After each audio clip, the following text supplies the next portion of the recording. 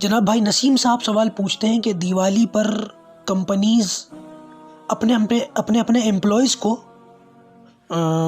Bonus وغیرہ کی شکل میں اضافی تنخواہ دیتے ہیں، تو کیا یہ تنخواہ وغیرہ لینا جائز ہے؟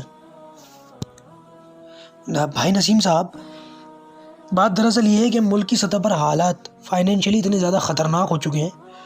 کہ بونس تو چھوڑیے، لوگوں کو اپنی اصلی تنخواہ لینے میں بڑی مشقتیں پیش آ رہی ہیں۔ جو میں تجربہ اور مشاہدہ کر کے دیکھ رہا ہوں، بہت سارے لوگوں کی تو نوکریاں چھوٹ گئیں، کاروبار ہی نہیں ہے، اور بہت سارے لوگ بیچارے کم تنخواہ کے اوپر، آدھی تنخواہ کے اوپر کمپرومائز کر کے کام کر رہے ہیں۔ کیوں؟ کیونکہ ڈیمانڈ نہیں ہے، اور یہ ان لوگوں کو اپنے گھر کے اخراجات وغیرہ چلانے ہیں، اور وہ بیچارے کمپرومائز کر رہے ہیں۔ چلو نا سے ہاں تو ہے، کسی کی تنخواہ 30,000 ہے تو وہ بیچارہ 10-15,000 لے کر کے کام کر رہا ہے، چلو گھر کا خرچہ چلے، کچھ دال پانی آٹا دال چلے۔ بہرحال اصل مسئلہ یہ ہے، عام حالات کے اندر بھی یا ان حالات کے اندر بھی، اگر کسی کمپنی کے اندر یہ شکل ہو کہ وہ دیوالی، کیونکہ غیر مسلموں کی اگر کوئی کمپنی ہے، اس کا جو مالک ہے وہ غیر مسلم ہے، اور وہاں کام کرنے والا امپلائی وہ ایمان والا ہے، تو اگر وہ غیر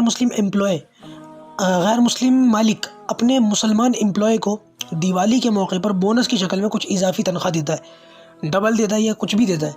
تو وہ تنخواہ وغیرہ لینا اس کے لیے جائز ہے، اس میں کوئی حرج کی بات نہیں ہے۔ نہ یہ جوا ہے، نہ یہ رشوت ہے، نہ یہ سود ہے، یہ کچھ بھی نہیں ہے، بلکہ یہ ایک انعام ہے جو کمپنی اپنی مرضی سے اپنے نوکروں کو دیتی ہے، اپنے یہاں کام کرنے والے خادمین حضرات کو دیتی ہے، تو خادموں کے لیے ان چیزوں کو لینا قبول کرنا جائز ہے، اپنے اوپر استعمال بھی کر سکتے ہیں، کچھ بھی کر سکتے ہیں، اس میں کوئی حرج کی بات نہیں ہے۔ السلام علیکم ورحمۃ اللہ۔